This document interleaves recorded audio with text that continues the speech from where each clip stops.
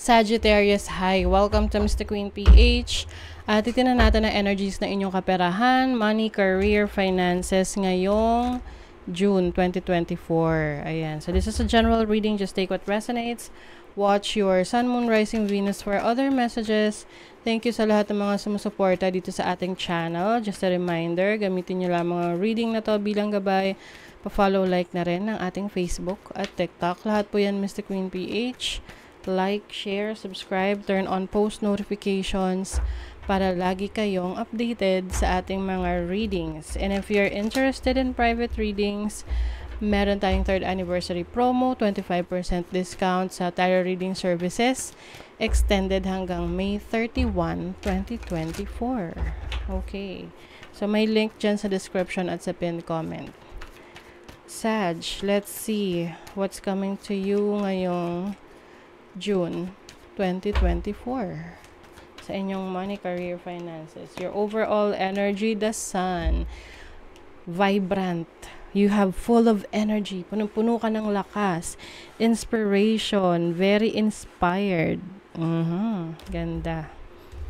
This also, parang meron kang may good news na darating sa'yo in terms of money, career, finances mo, sa business mo. What is the possible challenge? You have the 3 of Cups. So, maaring magkaroon ka ng challenge related sa communication, connection with other people, pwedeng sa kaibigan, kasama sa negosyo, katrabaho. I also see some gossip, no? Pwedeng may chismisan, pwedeng pinagchichismisan ka ng mga katrabaho mo or mga taong kakumpetensya mo sa business.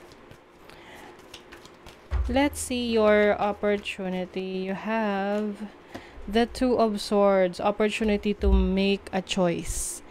So may option ka, no? Ngayong June pagdating sa decision making. So maaring ikaw ay magde-decide to start a business or iwanan yung career para magsimula ng negosyo.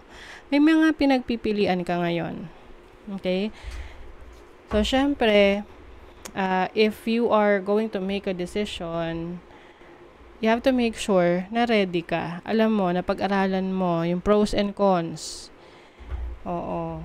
At syempre, you tap into your intuition, to your instinct.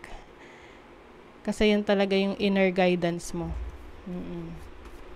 Let's see your blessing. What is the blessing? Sagittarius. You have the Fool. Oh, this is freedom.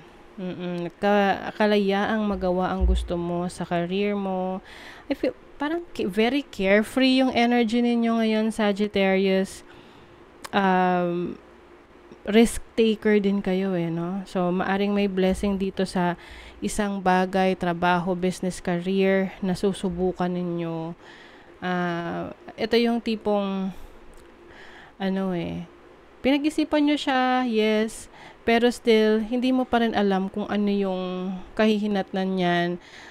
All you can do is to vibrate higher, no? Kumbaga, maging positibo yung pananaw mo, maging optimistic ka para sa bagong simula na to. So, let's clarify. What is the Sun? Ano tong nagbi-bring ng confidence sa'yo? Judgment. Oy, this is change. This is reinventing yourself. So, maaring may nagbabago ngayon sa career mo, sa business mo, or even sa mindset mo pagdating sa trabaho, sa pera. And you are embracing that, no? Kumbaga, wini-welcome mo yung change na yan. Alam mo na kung ano yung mas makakabuti sa'yo. Alam mo na rin kung ano yung dapat mong i-let go. Alam mo na rin kung ano yung dapat dalhin mo with you dahil yun yung makakatulong sa'yo. What is the 3 of Cups? What is the 3 of Cups? You have the 5 of Swords. Naku. Sag, medyo mag-ingat sa mga taong pagkakatiwalaan mo, okay? Lalo na sa pagsasabihan mo ng mga importanteng impormasyon related sa pera mo, sa business mo, sa mga plano mo sa trabaho mo, sa career mo. Dahil meron dyang maaring tatrader sa'yo. Pwedeng katrabaho, kaibigan, unexpected, no? Or maaring meron dyan na ang pakikitungo sa'yo is parang kaibigan ka, pero sa totoo lang, ang tingin niya sa'yo, isa kang kalaban. Oo, na minsan kasi may mga taong very competitive, no? Na to the point na pinepersonal nila. So, that's what I'm seeing for you. Merong taong namimersonal na pwedeng insecure to sa'yo, tapos parang lahat ng galawan mo, ginagawa rin niya just to prove sa sarili niya na mas magaling siya sa'yo. Okay, what is the Two of Swords? The Four of Swords. Okay, so I think you have the opportunities to sit through a decision. Meron kang mga hindi mamadaliing desisyon ngayong June. Dahil kailangan to talaga ng masusing pag-aaral. Oo. Four of Swords is also about taking a rest, no? Pagpapahinga. So, maaring may opportunity ka ngayong June na mag-relax, humabol pa sa summer getaway, or to have more time with yourself. Para pag nag-decide ka, hindi ka napapaligiran ng mga iba't ibang opinyon na makakagulo sa decision mo. So, kung meron kang major decision making na gagawin sa trabaho mo, career, business, sa investments mo ngayong June, make sure na to sit it through, no? Sit it out, or yung tipong hindi ka mai-impluwensyahan ng iba. At bigyan mo ng katahimikan yung isip mo. At iwasan mo rin yung mag-overthink para ang decision mo is manggagaling talaga sa'yo. Okay? So, what is the Fool? The King of Cups. This is about passion, love, compassion. So, I feel like there is someone in your life, can be a water sign, Cancer, Scorpio, Pisces, or Aquarius, no, na very much supportive sa mga gusto mong gawin. I also see you na following your instinct, following your passion, following what makes you happy. Oo. And yun yung magbibring sa'yo ng blessing kasi gusto mo yung ginagawa mo eh. 'Di ba? Let's see what else. Oh my God, tinan nyo oh. We were just talking about the decision making. So, ngayong June, Sagittarius, you will have the best possible decision. Okay? Using your instinct. Trust in the process. Kailangan mo lang magtiwala sa proseso, magtiwala ka sa sarili mong kakayanan.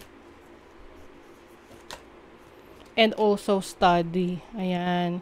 'Di ba? So, ito nga yung kailangan yung pagdesisyonan na kailangan nyo ring pag-aralang maigi. Masusing pag-aaral. Yes. Doing your research. Kasi pag well-equipped ka, no? Informed ka, yun yung magiging tool mo, no? Yung magiging kasangkapan mo para magawa mo yung best for your projects, whatever this is. Okay, let's see what else. Sagittarius. Okay. Challenge yourself to do what you think you can't. Oh, ayan. Minsan kasi nililimit natin yung sarili natin. Oh, mahirap yan, di ko kaya yan. Pero paano kung gusto mo talaga? 'Di ba? Gagawa ka ng paraan.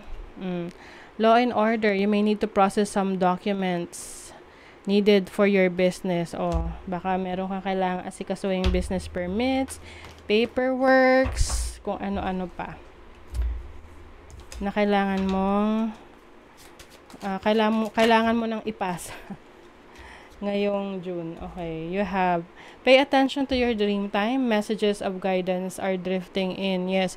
So may mga pagkakataon na may mga panaginip ka na related sa sitwasyon na pinagdidesisyonan mo or gusto mong gawin. So pay attention to that. Embrace the power of dance and movement to access your highest guidance. Yung dance and movement, ibig sabihin yan pag-embrace sa mga pagbabago, no, na kailangan mong pagdaanan para makuha mo yung goal mo. The wisdom and messages of the divine are within you.